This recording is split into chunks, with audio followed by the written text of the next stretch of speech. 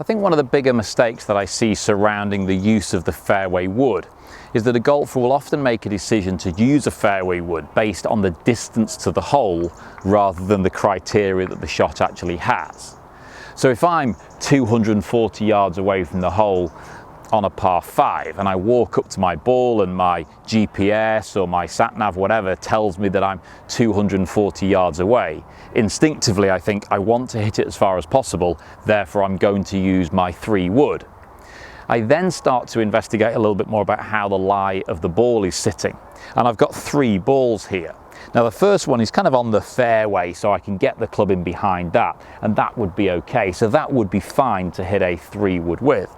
Now these next 2 balls, I've come over to the semi-rough to the side of this practice area to show you how there's a big difference, even in the same length grass, to how the ball is sitting either on the grass or in the grass. Now consider that a ball sitting on the grass will generally be a little bit easier to get the club at. So I could get the club in behind the ball here, and I can get that ball up and away and get that one shifted.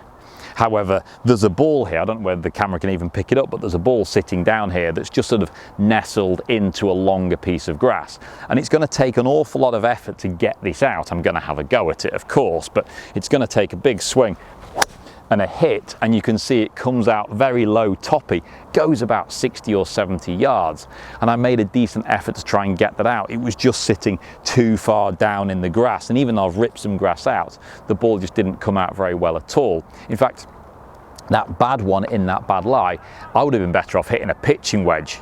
Now you consider that from 240 yards out, instinct says let's go with 3 wood, and then the caddy says let's go with a pitching wedge.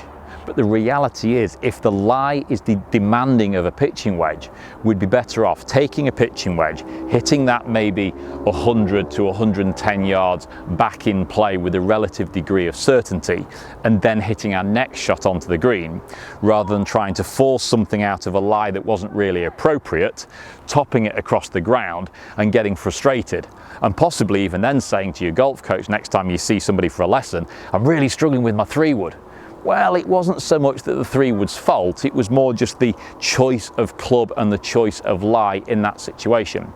So next time you're on the golf course and you're considering pulling the 3 wood out of the bag, I really want you to focus not just on how far away you are, but particularly how the ball is sitting.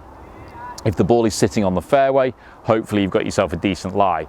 If the ball is sitting in the semi-rough, consider if the ball's sitting on the grass or in the grass.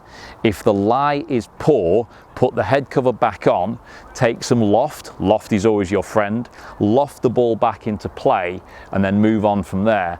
Don't use the 3 wood, and particularly not the fairway woods, from the inappropriate lies.